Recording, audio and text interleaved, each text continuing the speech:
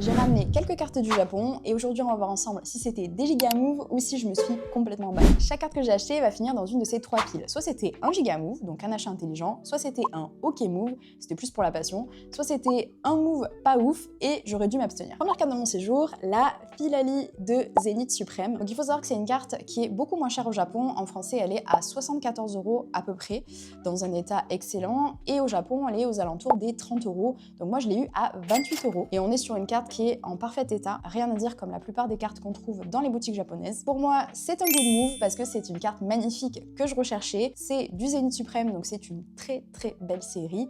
Et surtout, c'est une carte qu'en français, j'aurais peut-être pas acheté parce que je la trouve un petit peu chère quand même. Deuxième carte, on est sur une Mew édition 1. Donc en français, je crois que c'est une promo XY. C'est une carte qu'on voit pas souvent. Donc moi, je suis fan de Mew, donc forcément, j'ai craqué. Le design est magnifique et surtout, il faut savoir que l'illustrateur cache des Pokéballs dans toutes ses cartes. Et le but, c'est de les trouver. J'ai payé cette carte 3000 yens, ça équivaut à peu près à 16 €, sachant qu'elle est aux alentours des 15 €. Donc je l'ai payé le prix du marché. Je mettrai un OK Move parce qu'elle est quand même un petit peu abîmée. Je ne sais pas si on voit, il y a des petits pets sur les côtés. Mais je pense que j'aurais pu la trouver ailleurs, moins chère, si j'avais pris un petit peu plus le temps de la chercher. Troisième carte, c'est une carte encore de Zénith Suprême, c'est la Low Class.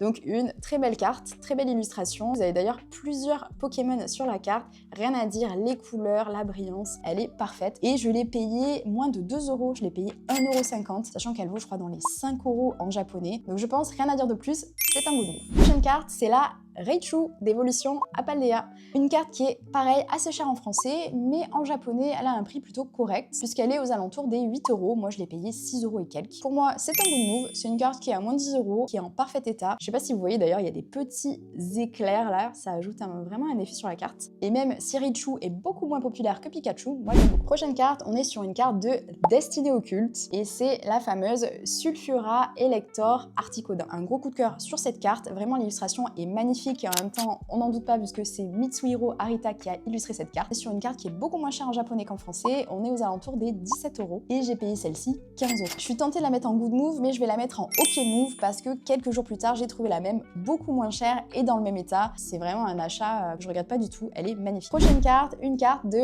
Nagaba. Vous devez en avoir entendu parler, donc c'est un artiste japonais qui a illustré certaines cartes de Pokémon, dont les évolutions d'Evoli. Donc vous les retrouvez toutes sous format croquis, et c'est des cartes qui ont quand même pas mal pris en valeur, sachant que vous les trouvez uniquement en japonais. Celle-ci, je crois que c'est la deuxième ou troisième plus chère. Bien sûr, la plus chère, c'est la Noctali, et je crois que la Nymphalie est autour des 63 €, et moi je l'ai payé 60 €. J'ai vraiment eu un coup de cœur pour ces cartes, je voulais en ramener une. C'est un peu mon souvenir du Japon, sachant que j'aime beaucoup toutes ces cartes qui font le lien avec le milieu artistique, comme le Pikachu Greffel-Hat par exemple, même si effectivement j'aurais pu la trouver aussi en France et peut-être moins chère, mais écoutez, elle est en très bon état, c'est une carte japonaise, donc autant la prendre au Japon. Et la dernière carte, on est sur une évolution prismatique, on est sur la Pilali, une carte que vous connaissez tous et qui est magnifique. Donc c'est ma première alternative d'évolution sur évolution prismatique parce que je n'avais rien eu. Donc celle-ci sur le marché est aux alentours des 52 € et moi je l'ai eu à 34 €. Donc en soi la carte est parfaite, je pense que ça vient du centrage qui est pas fou. Mais bon, c'est un très bon prix, donc je le mettrai dans les good moves. Dis-moi en commentaire lesquels tu aurais prises et si pour toi c'est un good move, un move ok ou si je me suis complètement plantée.